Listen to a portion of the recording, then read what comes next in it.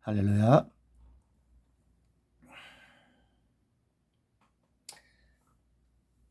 네, 창세기 10장에 21절 말씀, 이런 말씀이 있습니다. 셈은 에벨 온 자손의 조상이다. 이거 참 어찌 보면 뭐 별거 아닌 말인 것 같기도 한데 참 웃기는 말이기도 한 게, 셈은요 자손이 아주 많습니다. 에벨뿐만 아니라 이 에벨은 이제 손자거든요. 족보상으로 손자, 셈의 손자인 거예요. 손자 중에 하나인 거예요. 그러니까 아들이 여러 명이요. 지금 아들은 이제 다섯으로 나오고요.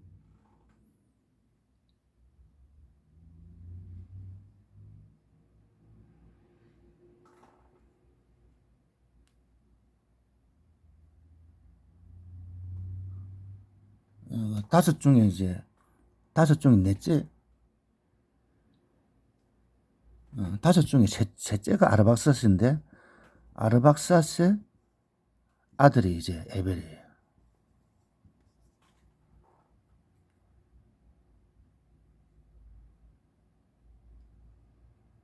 아니네. 아르박사스 이제 셀라를 낳고, 셀라의 아들이 이제 에벨인 거예요. 그러니까 셈의 아들이 아르박사, 손자가 정손자가 되네요. 정손자. 그냥 손자가 아니고 정손자. 착각했습니다. 그러니까 참 희한한 게, 다른 성경은, 다른 뭐 족보에는 이런 표현이 전혀 없거든요. 그러니까 셈은 정손자가 되는, 그러니까 아들, 손자 건너뛰고 그냥 뭐 있는지 없는지도 뭐 신경 안 쓰듯이 건너뛰고, 이 정손자를 콕 집어가지고 셈은 정손자의 자손의 조상이다. 이렇게 참 알 수 없는 표현, 어떻게 보면 아주 희한한 표현으로 이렇게 말씀하고 있습니다. 그러니까 이게 성경에서 이제 어떤 키처럼 어떤 열쇠를 푸는, 성경의 깊은 의미의 열쇠를 푸는 말씀인가 아닌가, 그런 생각이 들어서 이제 한번 보는 거죠.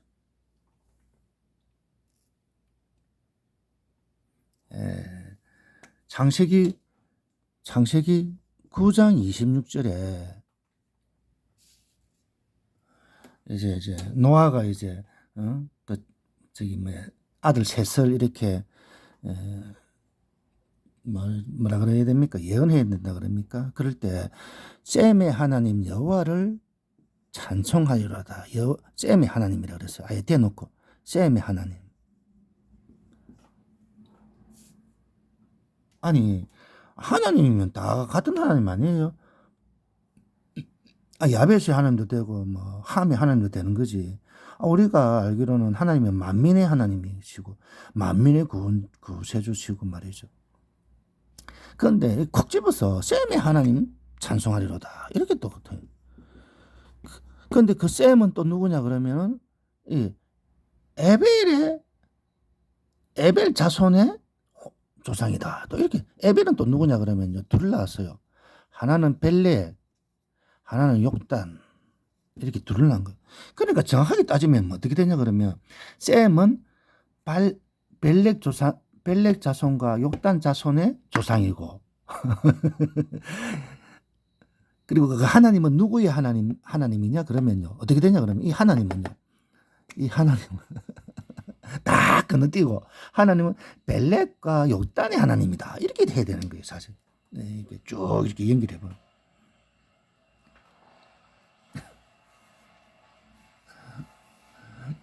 네, 참 이게 좀 뭐랄까 됩니까?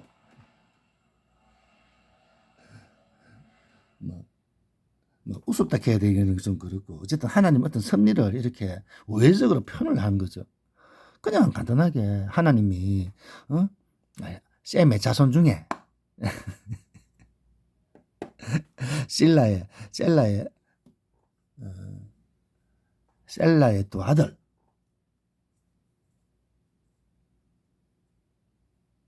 아니다. 에벨의 두 아들, 셈의 정손자가 되는 에벨의 두 아들 중에 이제 벨렉과 욕단의 하나님입니다. 뭐 이런 식으로 그냥 알아듣기 쉽게 탁 해보면 참 좋을 텐데, 이거 뭐 예사로 넘어가면요 절대로 잘 보이지도 않는 그런 식으로 이렇게 말씀한 거예요.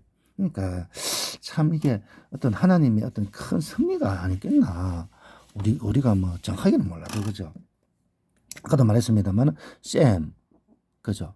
뭐 노아는 이제 뭐 다시 시작된 거고, 셈이 정손자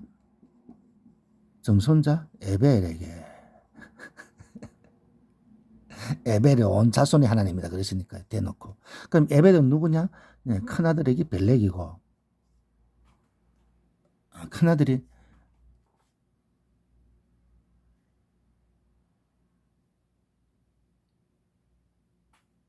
벨렉 맞네. 아유, 순간적으로 와 이랬지. 헷갈려. 둘째가 요단이다. 이렇게 나온 거예요. 그러니까 이제 얘는 이제 벨렉과 요단은 이제 셈의 고손주가 되는 거죠. 그러면 이 벨렉은 누구냐 그러면요. 이 벨렉이 바로 누구 가문이냐면 아브라함의 가문이에요. 아브라함의 조상인 거죠. 쭉 내려가면. 욕단은 어떻게 되냐 그러면요. 욕단의 자손은 이제 창세기 10장에 13아들이 나와요. 13아들만 나오고 이제 더 이상 안 나오는 거예요. 이들은 동쪽으로 가는 동쪽으로 가는 산에 가했다. 이렇게만 나와요. 그러니까 이 둘째 아들 욕단의 자손은 더 이상 안 나오는 거죠.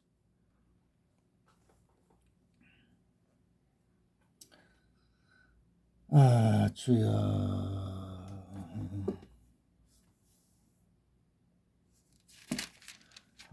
이제 이 조상이 이제 다음 장에 창세기 11장에 그대로 나오는 족보가 되는 거죠. 이 벨렉이.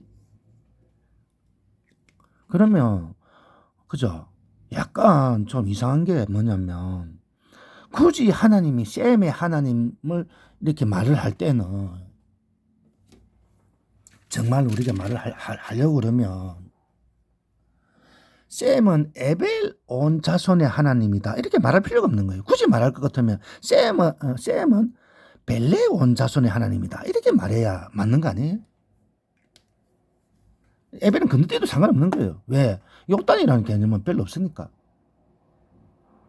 굳이 성경에서 셈은 에벨 온 자손의 하나님이다 이렇게 말한 거는요, 욕단도 굉장히 어떤 의미가 있다는 뜻이거든요. 그러니까 이 욕단이라는 개념을 우리는 그냥 여기서 딱 한 번밖에 안 나와요. 사실 13아들도 한 번밖에 안 나오고 더 이상 안 나와요.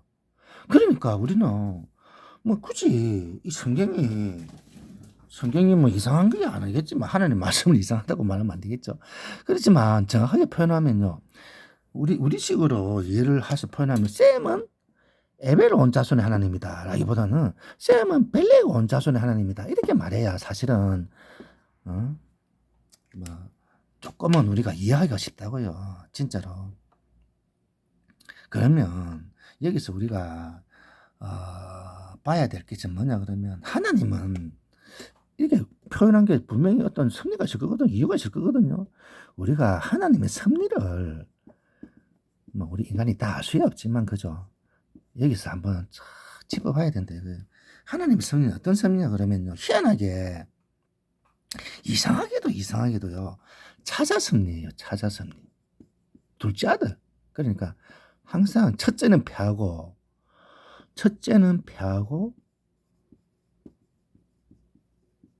둘째를 세운다예요. 이거 히브리서의 말씀이 있습니다. 몇 장인지 제가 정확하게 기억이 안 나. 히브리서에는 이렇게 되어 있죠. 첫 것은 패한다 그랬죠. 첫 것은 패한다 이렇게 되어 있기 때문에 사람하고는 약간 차이가 있는데, 그렇지만 같다고 해도 무방합니다. 왜냐 그러면 성경에는요, 첫째는 패하고 둘째를 세운다는 게 너무너무 많거든요. 너무너무. 뭐 한두 번이 아니거든요. 사실 따지고. 여러분 잘 아시다시피 첫 번째 가인은 피했죠. 그죠? 둘째 아벨을 세웠죠. 아벨은 죽었습니다만 이제 아벨 대신에 셋을 세운 거 아닙니까? 또 쭉 이어나가면 말이죠. 어떻게 되어 있습니까? 우리가 뭐 너무나 많은 것 말이죠. 아브라함에게 두 아들이 있었는데, 그죠? 이스마엘은 패하고 이삭을 세우고, 둘째 아닙니다. 이삭에게 두 아들이 있었는데 에서는 패하고 야곱을 세우고, 그죠? 야곱이 또 어땠습니까? 첫째 아들 르우벤은 어땠습니까? 르우벤은 서물을 강간한 거죠. 간통했죠. 그러니까 패했죠. 이제 넷째 유다가 이제 뭐 어떻게 됐습니다. 넷째 또 뭐 실질적으로 장자 행세는 11번째 요셉이었죠. 그러니까요. 우리가 여기 성경을 쭉 내려다 보면 이거는 첫 것은 패하고 둘째 것을 세운다는 것이요. 이거 뭐 성경에서 한두 번 있는 게 아니거든요. 그러면 그죠? 보세요. 그럼 이 말이죠. 이 가다붙이기 하는 것 같아서 그런데 첫째 벨렉은 패한다 이거예요. 누굽니까 벨렉이? 아브라함 자손이죠. 아브라함 자손. 하나님이 아브라함 자손은 패한다 이거예요. 참 말이 그래. 아브라함 자손을 패하면은 그럼 예수님도 패하냐? 이렇게 하면 안 되는 게 왜냐하면 예수님 자체가 사실은 첫 인간이 아닙니다. 이게 말이 좀 웃기는데. 첫 사람은 누굽니까? 첫 사람. 첫 사람은 아담이죠. 예수님은 어떻게 된다고요? 둘째 사람이 둘째 사람. 이거는 제 얘기가 아니고 바울 사도 한 말 아닙니까? 첫 사람 아담을 패하고 둘째 사람 예수를 세. 어디였죠 거기가? 정확하게 또 몇 장 몇 절인지 모르겠네. 몇 장 몇 절을 탁탁 갖다 붙여야 되는데. 그러니까요. 첫째 벨렉의 자손을 패하고 둘째 욕단의 자손을 세운다 이거예요. 우리가 그럼 욕단 자손은 어디 있는데? 없어요. 성경에는. 그냥 10세 아들만 또 희한하게 10세 아들 이름을 또 다 적어놨어. 이거 참 희한한 거예요. 어디냐? 동편산에 가했다. 여기만 돼 있는 거예요. 그러니까 우리가요, 이 하나님이 첫 번째 것을 패하고 둘째 것을 세워주신다. 이 말씀을 우리는 역사에서 그대로 이게 보는 거예요. 이거는 하나님의 섭리이기 때문에 첫 사람 아담이 넘어지고 둘째 사람 예수님이 세우시고 첫 사람 아담 패한 건 아니죠. 첫 사람 아담 실패한 거죠. 넘어간 거죠. 그러니까 또 이런 역사들이 있고 그죠. 또 우리가 기독교 역사가 뭡니까? 기독교 역사가. 첫 번째 기독교는 뭡니까? 가톨릭이잖아요. 가톨릭. 그렇잖아요. 첫 것은 하나님 패하고 둘째 뭡니까? 개신교를 세운 거예요. 뭐 우리가 개신교 누구 잘났다 이러면 또 가톨릭 사람들 또 억지로 또 뭐라 해야 되게 욕하겠죠. 이거 인정 안 하겠죠. 자기들은. 그렇지만 어떻게 됩니까? 이거 하나님 섭리다 이거예요. 하나님 세우신 섭리.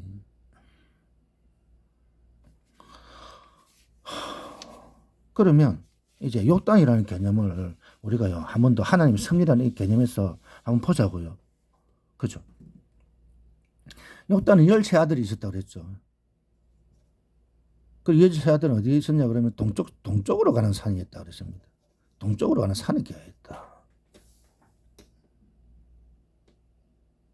동편산이었다 그랬습니다. 이거는. 그러니까 이제 동쪽으로 갔다 이거예요. 동쪽으로. 동쪽으로 가면 어디로 갑니까?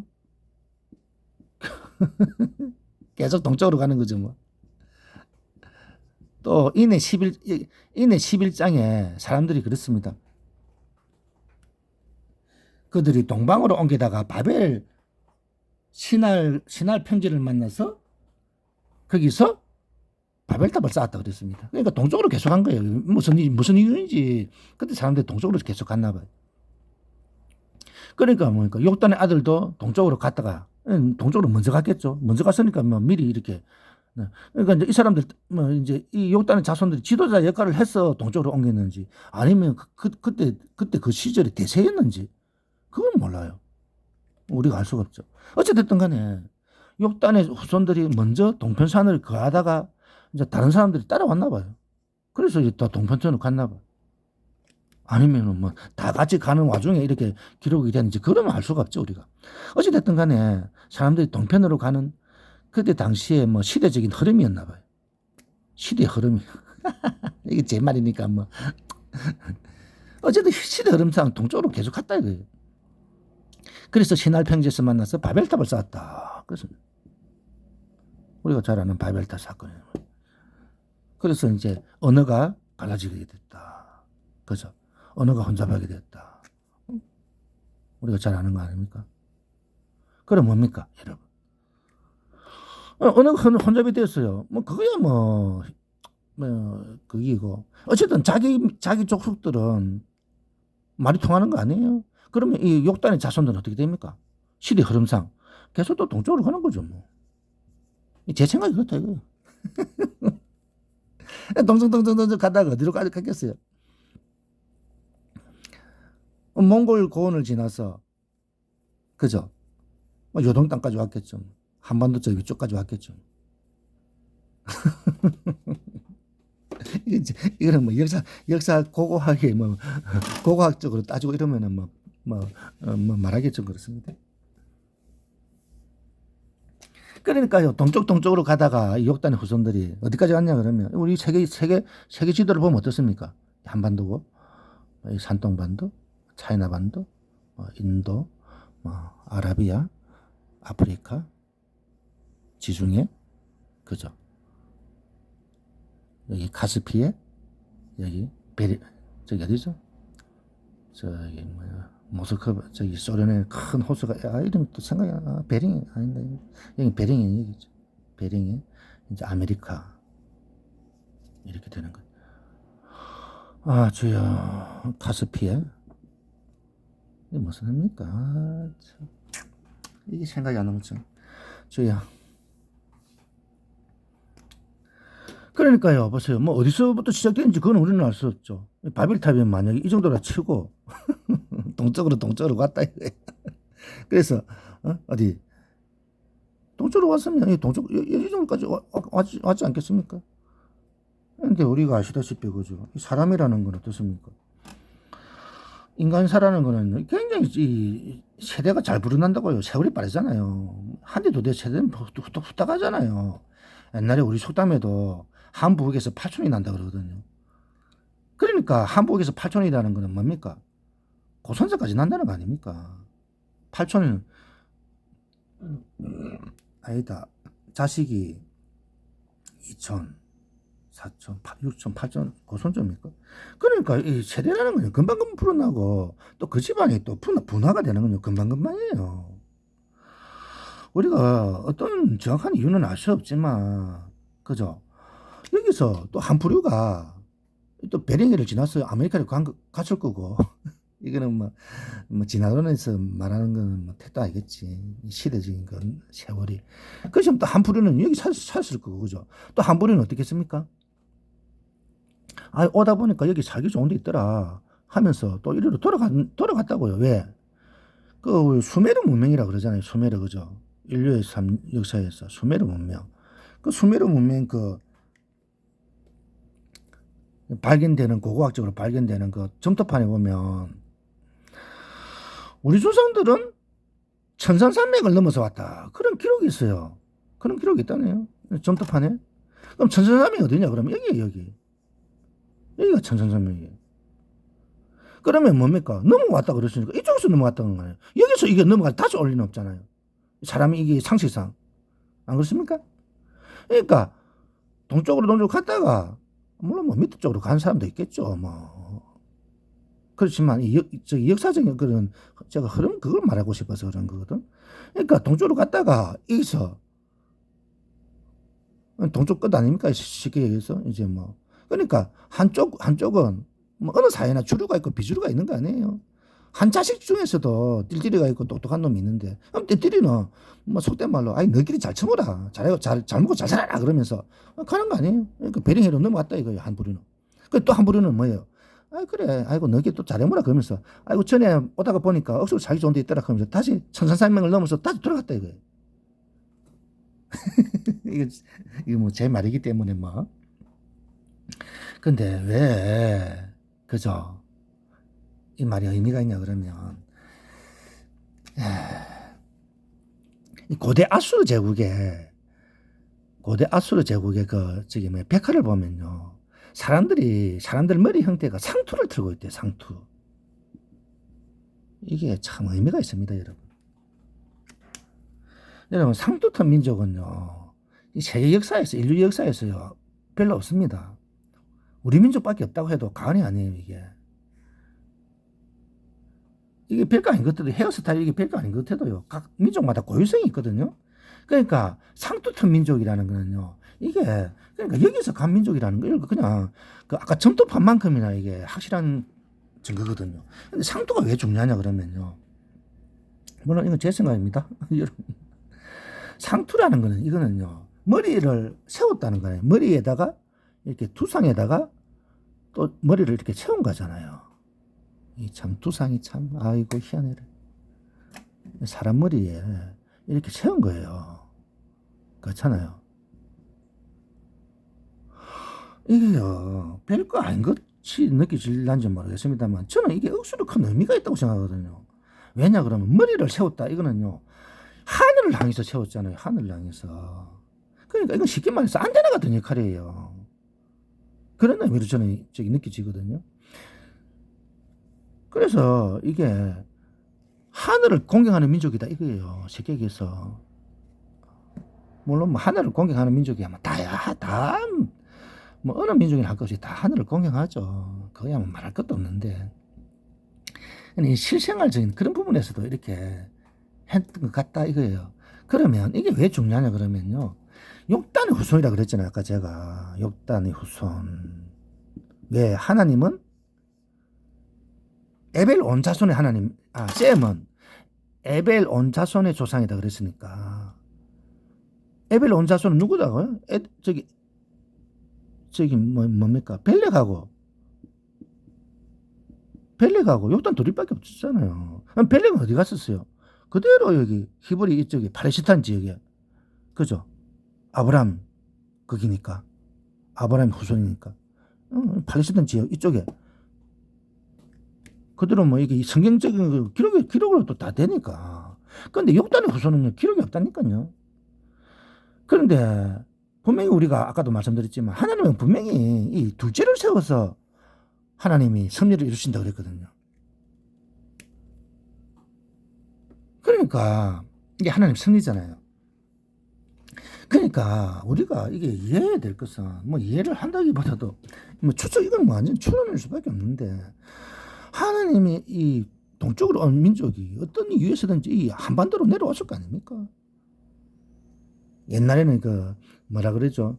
따뜻한 철도 있었고 추운 철도 있었잖아요. 그러니까 초빙하기가 많았잖아요. 그러니까 초빙하기 때는 추우니까 밑으로 내려오는 건 당연하지 않겠어요? 그러니까 한쪽은 또 이리로 갔을 거고. 그러니까 이리로 간 민족은 이제 속된 말로 이제 하족이 됐죠. 하족. 자기들이 중화민족이라고 그러잖아요. 이런 말하면 뭐 그러면 이 하족도 중국 사람들도 그러면 욕단의 후손이냐 이렇게 또 뭐 대답치면 또 할 말은 없습니다. 왜냐 그러면 뭐 여기서도 또 갈 수 있으니까요. 그죠? 근데 이렇게 가기는 어려운 게 전부 다 히말라야 산맥 아닙니까? 이거 못 간다고요 사실은. 그러니까 이리로 갈 수밖에 없는 거예요. 그러니까 여기서 다 갈려 나갔다고 봐야 되는 거예요 사실. 그래서 뭡니까? 이 민족이 뭡니까? 글을 한자를 풀이한 저기 보세요. 김명현 교수님의 그 한자에 대해서 썼는 글. 한자가요, 창세기를 모르고서는요, 절대로 쓸 수가 없는 글이라니까요, 이게. 그런데 이 한자를 누가 만들었답니까? 동이족이 만들었다잖아요. 이거는 중국 학자들이 말하는 거예요. 이거 우리가 자존심 세우려고 하는 말이 아니고, 중국 학자들이 한자는 동이족의 글이다라고 자기들이 인정을 합니다. 이거는 우리가 하는 말이 아니에요, 이거 사실. 그러니까 유화 문명이 이게 보통 문명이 아니라니까요.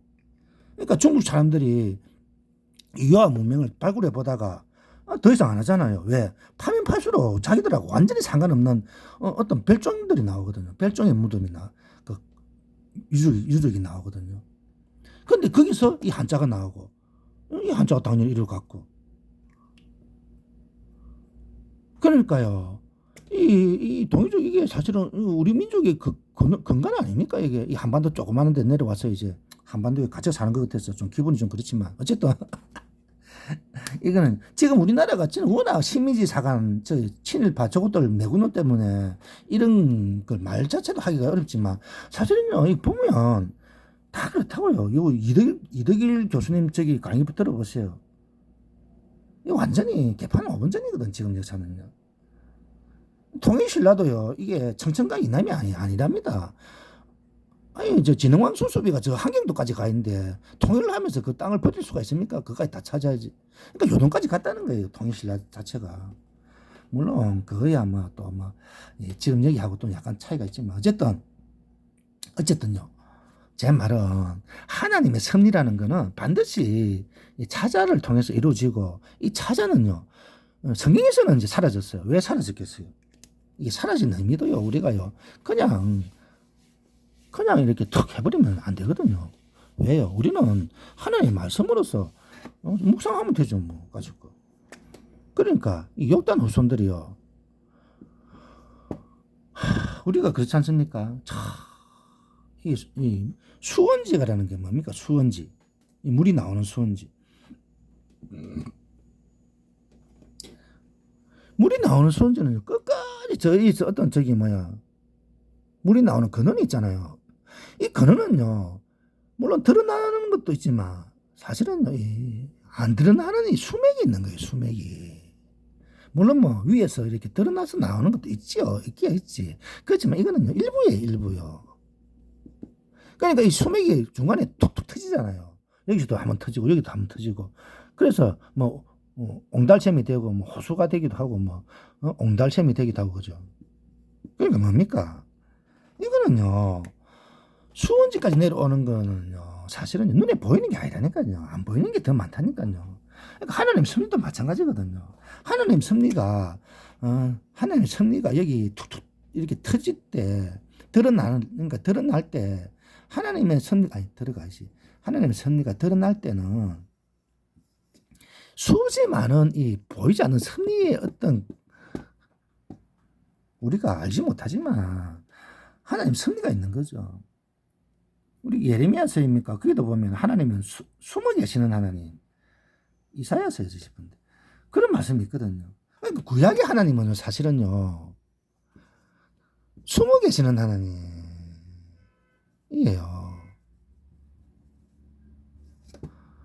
그러니까 우리가요, 구약 성경을 참 이게 이스라엘 역사만으로 한정을 하면 안 되는 게, 그러면 이게 벨렉의 역사만 본다니까요. 그렇다고 해서 우리가 욕단의 역사를 볼 수 있는 성경이 없으니까 우리는 볼 수 없습니다.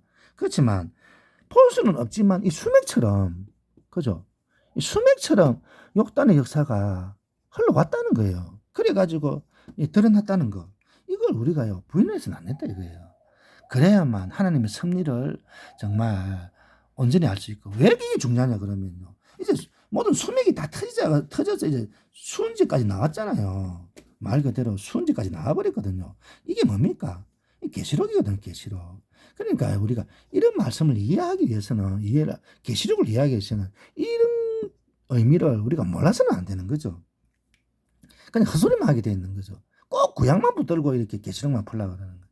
그러니까 인류 역사의 전체적인 역사적인 의미가 다 욕단의 후손적인 어떤 부분에서도 우리가 이해를 해야만 하나님의 마지막 때의 말씀, 계시록도 이해할 수 있는 거죠.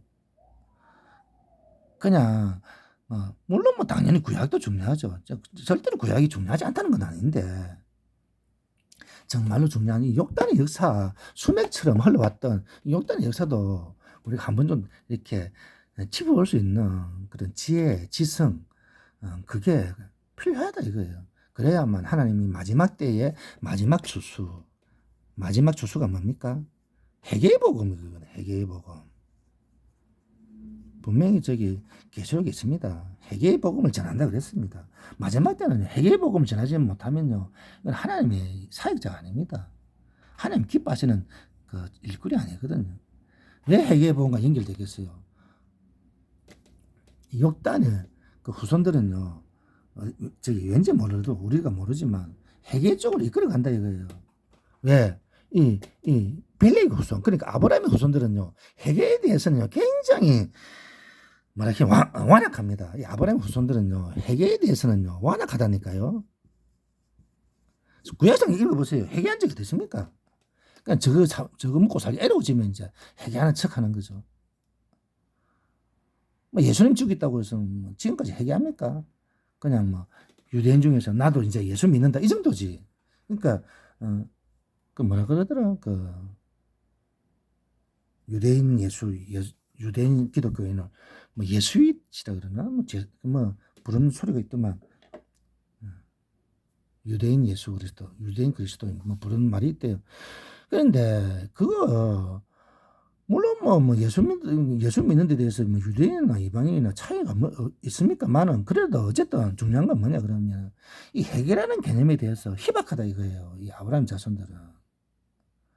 그러니까 이 회개의 복음을 전하는 데 있어서는 이 아브라함 후손들은 적당치가 않다니까요.